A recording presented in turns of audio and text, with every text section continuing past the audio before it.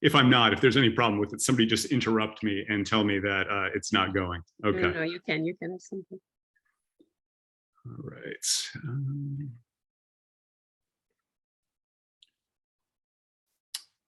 Oh, this is not letting me in, unfortunately. Give me just 1 minute, and if that's not happening, Absolutely. then I can if you want to proceed. mail it, yeah, or if you want to mail it to me, I can share the screen, and then I'll just do the shifting, however you prefer. Yeah, if you give me just 1 more minute, let me try this Absolutely. one more time. I could show you all the video or the poster. Yeah. You know what, Sophia, I am going to just email that to you, Sure. the file to you really quick. I think that might be the best way to do it. Sorry, everybody, for the delay. Absolutely. It should be pretty easy to work with off of that. All okay, right, let's just start with that. So you start seeing something and you don't complain. So okay, one second. That way they won't even notice. And I'm really sorry if Professor Basley comes tomorrow. I've met her in other conferences, so I'm sure something must have happened. It's not one of those fail. All right, Sophia, I just emailed it to your Hotmail account. Okay. So if you could pull that up. Sorry, everybody, for the no problem, no problem. But it hasn't arrived yet. Okay. If you want to share the chat box as well, it will probably come soon. But I'm refreshing it, but it's not here yet. It's still on the Atlantic. Okay. Let me. I'll attach it to your other email address also. Oh, here it is. It arrived. You got it? Okay, great. Yep. Okay, here it goes. Okay, transferring. And now, sorry about this, not too fast, but it's getting there. Okay, here we go.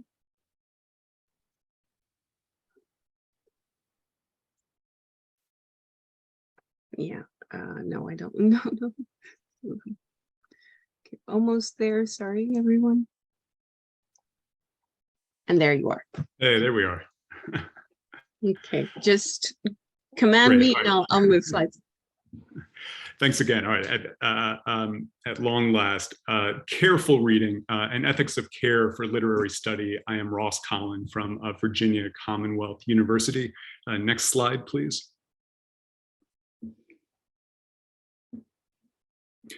In this presentation, I'll bring together Nell Nodding's Ethics of Care with Talbot Brewer's Theory of Desire to develop a method of care-ful reading, that is a form of social reading attuned to ethics. I'll illustrate this method by describing how a high school class, so a class of students between, say, 14 years old and 18 years old, how a high school class might read Ghetto Cowboy, which is Gregory Neary's popular young adult novel, and it's often read in schools in the United States. By carefully reading this novel in class, I show students can explore the views of the good that are presented in the novel and worked out by their fellow readers. Next slide, please. So why an ethics of care? In the ethics and literature discussion in moral philosophy, you may have noticed 9 times out of 10, philosophers often talk about the reader, what the reader does as she reads, how the reader reflects on ethics as she reads. English teachers, however, 9 times out of 10, when they talk about ethics and literature, they talk about readers, plural. They often talk about students reading together and supporting each other's reading. So if we're talking about teachers and students and relationships and support, we're on the terrain of an ethics of care. So we have a question: how does or how might an ethics of care inform literary study, especially in secondary schools? Next slide. So today I'm going to focus on the work of Nell Noddings. I do want to pause here for one moment. I want to note that just 2 weeks ago, Nell Noddings passed away after a remarkable career as a philosopher of education and the most prominent philosopher of education in the United States, who also studies care. So This presentation is dedicated to Nell Noddings. For Noddings, caring is central to human lives. For human beings to grow and learn means for those human beings to learn to care and to be cared for. I do want to say right off the top, though, that there are some elements of Noddings' theory that I disagree with, and so I'm putting aside in this presentation. At times, Noddings says that caring is the foundation of all ethics, or at least all good ethics. I don't think that's true, so I'll put that aside. She creates these categories of what she calls natural caring versus ethical caring. I don't think that's a useful distinction or a correct categorization, so again, I'll put that aside. And at times, she essentializes gender, which I do not. However, central to Noddings' argument is the idea that caring has a few central components, and I think here she's correct. When Noddings talks about care, she's talking about relationships. She's not talking about autonomous individuals. When she talks about caring, she talks about engrossment. When we care for someone or something, we're engrossed in that person, in their projects, what they care about. So that's engrossment versus just sort of a casual attention to the person. No, we're engrossed when we care in that person. And crucially, she also talks about this thing that she calls motivational displacement as one of the key components of caring. And that's the part of her framework I want to focus on today. Next slide, please. So motivational displacement, what can that mean? Noddings explains motivational displacement is when you somehow fit your desires with another person's desires. Noddings says that motivational displacement, it's the sense that our motive energy is flowing toward others and their projects. I receive what the other conveys, and I want to respond in a way that furthers the other's purpose or project. So that's motivational displacement. Next slide. Well, we have a question though. So that's how Noddings defines motivational displacement in a general theory of care. But is that really relevant to literary study? So when I'm reading Romeo and Juliet, do I desire to marry Juliet? No. Do I desire for Romeo to fulfill his desire to marry Juliet? No, I don't think it's a good idea. Do I desire for Shakespeare to fulfill his desire to tell a good story? Well, sure, but just in kind of a banal sense. That doesn't get us very far. So we have a problem. What could it mean to desire what a literary character or an author desires? Often we just don't want what they want. Next slide. Well, we have a potential answer from the moral philosopher Talbot Brewer. For Brewer, one way to define desire, not the only way, but one way to define desire is as an orientation toward the good, an orientation toward the good. And when Talbot Brewer talks about the good, he means a particular outlook on or manifestation of the good. That can still be kind of vague. So let me see if I can illustrate this with just two quick examples. I desire to learn Portuguese. I have a sense, maybe starting off with a vague sense, that the language and literature of Portugal, it might offer perspectives on the world and on myself that I otherwise could not find. And I take this to be good.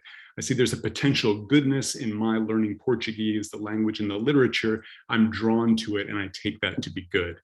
A second quick example, say I desire to form a relationship with a particular person. I see something compelling about their life, how they're flourishing, and I feel that their flourishing could be the condition of my own flourishing and vice versa. And I take this to be good. So I have an orientation toward the good that I perceive in this other person, or I have an orientation toward the good that I perceive in the language and literature of Portugal. So on this view then, to care is to pursue a desire. I might start with just an intimation of the good, just a vague sense that there is something good in this person, a potential relationship, a whole language and literature. I can start with just this vague sense that there's something good there. Then I can act to approach that good. I can start learning Portuguese. I can start reading some of the literature of Portugal. I can try to take some of these outlooks on the good that I encounter. When I do that, when I act in that way, I'm then in a position to see that good that I initially perceived a little bit more clearly, and I can reflect on what I see. Then I can act again. I can learn more of the language and the literature, or I can deepen my relationship with this person that I'm drawn toward. Then I can see even a little bit more clearly, and I can reflect some more.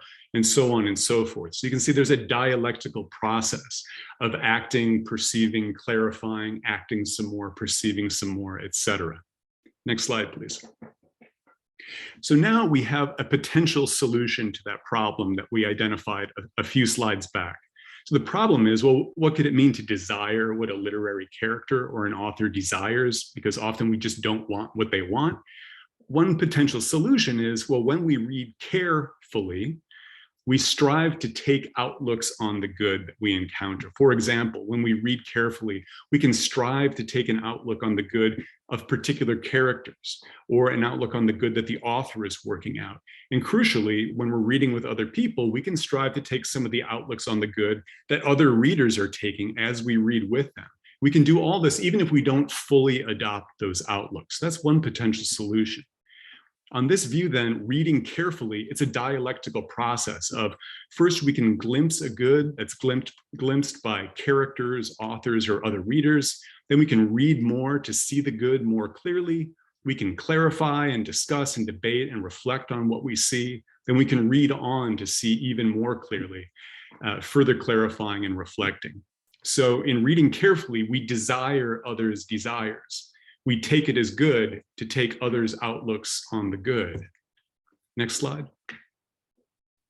So then when we're teaching literature to adolescents, one way of reading, not the only way, one way of reading though, we want to teach students to read carefully. We want them to read to see the good as it's seen by characters, authors, and other readers. At times we want to read with students so they can read, perceive some kind of good, clarify and reflect on it, read some more, talk with their classmates, clarify what they see, and keep reading on. That's careful reading with adolescents.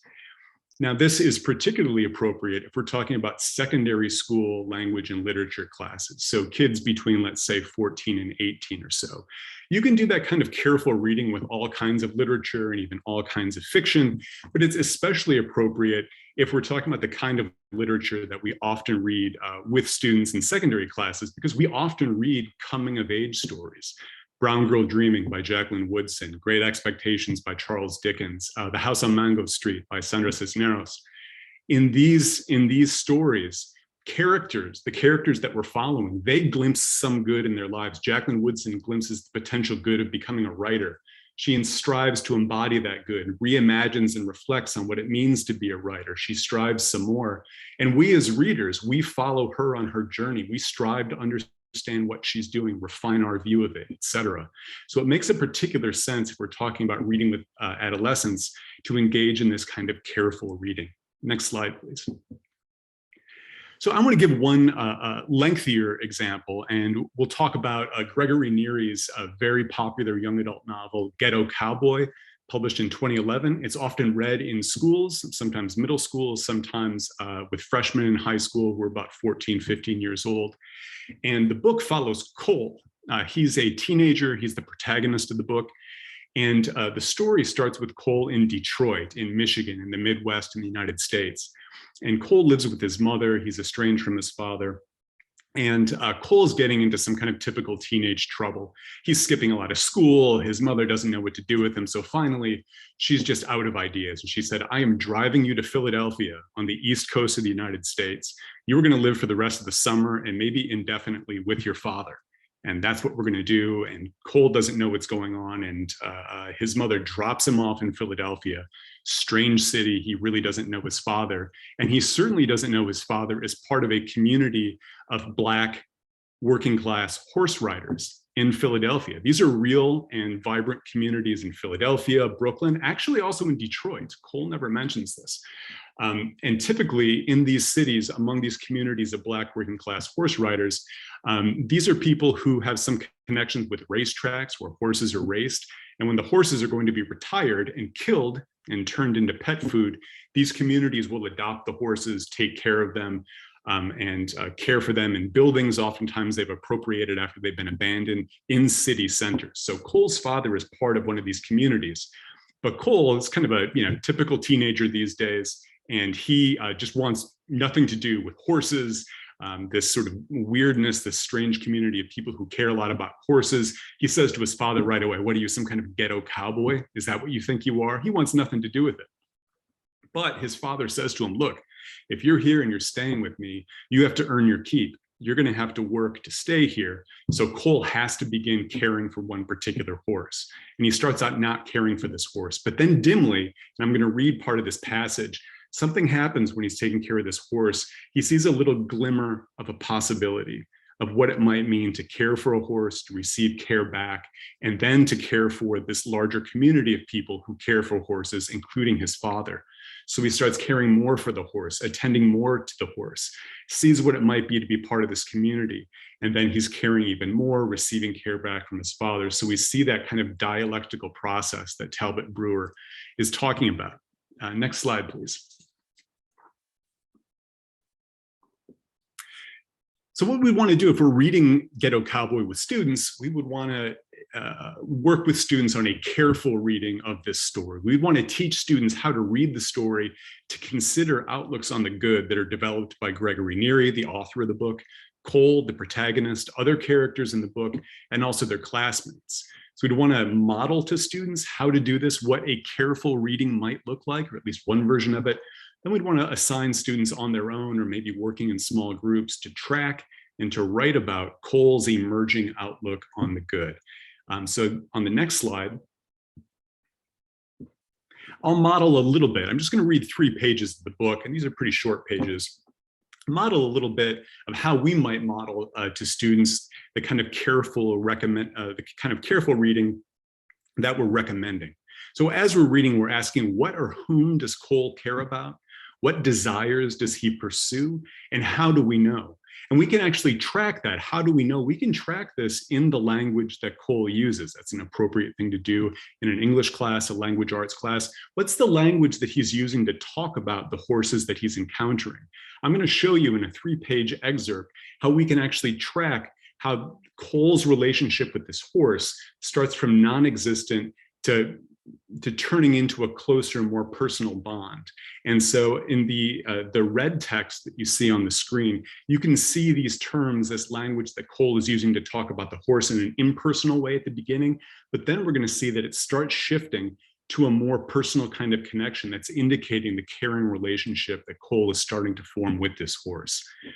So before he starts cleaning out the stall where this horse stays, Cole first sees the horse and sees his father, Harper, training that horse. And this horse is wild at the beginning, and Cole sees the horse, and the way he describes it, you can see at the top of the screen, he says, I saw a horse running around all crazy. And he calls it the horse. Then he calls it that crazy thing. He calls it the monster. He calls it one of them things. This is impersonal, objectifying language. You can tell Cole is scared of this horse, doesn't understand it. So that's what we see before this passage that I'm going to read. So as I read this just 3-page passage, I'll point out on the screen where you can see that impersonal language giving way to this personal language, and that's tracking the caring personal relationship that Cole is starting to form with this horse, and then with the larger community of people who care about horses. So from Ghetto Cowboy, this is told from Cole's perspective. I start rolling that wheelbarrow back and forth in the stall. Fill it, empty it, I don't care. Slowly, them other kids bring back the horses they was washing to put them in the stalls. The oldest one smiles when he sees me working. I guess Harp, that's Cole's father, I guess Harp told you everybody works if they come in here. I just felt sorry for y'all. I still ain't staying, I say as I roll up to the last stall. I hear a noise and I peek into the stall where that horse, you can see on the screen the red text, impersonal language, where that horse Harper broke is standing, big, black, sweaty, and staring me down. I freeze in my tracks just as Harper, his father, comes strolling in with a bunch of hay. You about done? He takes the hay into the stall, but the horse is still staring at me and starts backing into the corner. I think he's scared of you, Harper says. So you can see right away, Harper is using personal language. He's scared of you. He's not saying the horse is scared of you. He's scared of you. And Harper's even modeling for Cole the kind of way he can interact with the horse and the language he can use to talk about it. So when Cole hears this, in his mind, he says, yeah, I don't think so. He just wants me to come closer so he can stomp on me. He kind of ironically picks up his father's word, he says, no, I have no personal relationship with this thing. This thing just wants to hurt me. Harper sees me frozen there. Boy, if you're going to be around horses, you got to learn they ain't going to hurt you unless you're scared. A horse can smell fear. It makes him nervous. You scared? I look at him. Who you calling scared? He shakes his head. Nobody, unless you are scared. Now come here. I take a few steps in, and the horse snorts and backs up to the wall. Again, impersonal language. Harper hands me some hay. Hold it out for him. I look at Harper like he's crazy. He's not going to bite you. Just do it. Again, Harper is calling the horse him and he, using personal language. I hold it up. The horse looks at it. Say something to him. He'll come. My mind goes blank. Like what? He rolls his eyes. What would you say to a dog? He asks. That is one big dog. And Cole says, come here, boy. And boy, that's the first term that Cole uses that's of a more personal connection, just like his father's showing him how to do. You got it. Harper nods. And with that, Harper walks out. Hey, I turn around, but he's gone. Then I feel a tug on my arm. I turn slowly and see the biggest head I ever seen on anything right in front of my face. I can't move. You can hear how terrified he is. The horse's big old nose is sniffing me. I can feel it huffing and puffing, its nostrils opening up like they're going to suck me right in. So even though Cole did call the horse boy, he's so scared, he's back now to impersonal language. The horse, its nostrils. Then it raises its head and chomp. Those giant teeth start pulling at the hay in my hand, chewing away, his big old eyes staring at me. He realizes the horse isn't trying to hurt him. It bites closer to my hand, he's scared again, and I let go. He follows the hay to the ground and he keeps eating it like I ain't even there. This thing is huge, impersonal language. But then I just stare at his giant yellow teeth as they crunch away. He do kind of act like a dog, so I slowly put my hand on his neck like Harper done. He don't flinch. His hair is rough like doll hair, but the fur on his neck is soft and smooth. He's starting to call the horse he, him, his. He's forging a more personal relationship with the horse when he sees the horse isn't trying to hurt him. Good boy, I whisper, calls the horse boy. I think about how Harper talked to the horse earlier. I let my hand move up to his neck, and I keep saying, good boy, good boy. He moves his hoof and almost steps on my foot. I can feel his weight when that hoof goes down. That makes me nervous, like maybe he don't know how big he is. But when I look back up at his face, he's looking right at me. And then I know he knows that I'm there. And suddenly, I don't feel so scared no more. Next slide. And there's some wonderful illustrations in the book. And those last two sentences from that passage are on this page with this drawing. So those last two sentences again are, but when I look back up at his face, note the personal language, he looking right at me. And then I know he knows that I'm there. And suddenly I don't feel so scared no more. So he knows, the horse knows that he's there. There's a reciprocal caring relationship that's starting between Cole and the horse. And then that's going to expand to include Cole's father and the larger community of horse riders that he's now a part of. Next slide. So here we see Cole's forming a personal relationship with the horse, with his father, and with that larger community of horse riders. Cole's beginning to see the good of caring for others and being cared for by others. That's a good that he's intimating. And through his actions, he's drawing closer to it, seeing more of that good, refining his view of the good, acting more, and so on. As we reflect, though, on what we see and the kind of caring relationships that are being formed, part of that is raising some critical questions. That's part of clarifying views of the good. Cole's father severed ties with Cole before. Will he do so again? Is forming this kind of relationship, is that making Cole too vulnerable? It can happen where you can open yourself up again and it's really not reciprocated. Another critical question, is this a male-only community and story? The story starts with Cole's mother, but when she drops Cole off in Philadelphia, she's gone until the very end of the book. And young adult literature, often there's just a few key characters so young people can keep them in mind, but they're really all male here. And the author of the book, Gregory Neary, he uses some tropes consciously of the Western genre. So like towards the end of the story, the guys got to get together with a posse to do tough guy stuff and to fight, for what's right. But there's something kind of masculinist about that. It doesn't mean we have to reject all of it, but that's a real question we should ask. Then we should also ask, is this actually a good environment for horses? yeah, the people caring for the horses in this community, they really do care. They take care of the horses, they take them out at times during the day to ride. But these are horses that are living in makeshift stalls in the middle of a city. They don't have easy access to large fields where they can run, interact with other horses. But then we can also say, well, is this a good environment compared to what? The horses were about to be killed and rendered into pet food until they were adopted by this community. It's a complex question. We should sort it out. That's part of sorting out and refining this view of the good. Next slide, I think the last slide. Or no, 2 more slides. So after modeling this for students, we'd want to assign them pivotal passages that we know in the story where things are shifting for Cole's view of the good. And we would ask them to analyze, maybe working with 1 or 2 other students, well, what's happening in this passage? In this passage, who or what people, animals, relationships, objects, activities does Cole care about? How much does he care about these things? A ton, a lot, some, a little? How has this changed from earlier in the story? Is his way of caring shifting? How do we know all of this? In terms of language, what sentences, phrases, or words make us think this? And do we think it's entirely good for Cole to care in this way? Are there any potential problems with this kind of caring?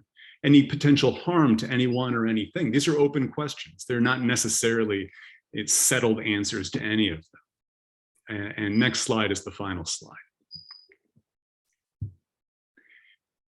So with this kind of careful reading, students learn to see the good as it's seen and approached by Cole and Gregory Neary. This is a good that involves care for animals, connections with family, and a broader community.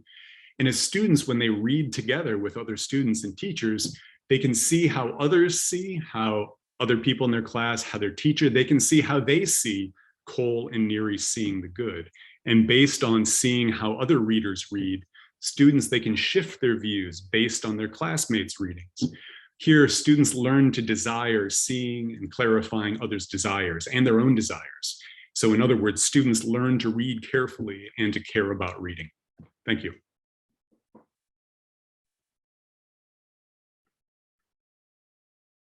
Thank you so much. Oh.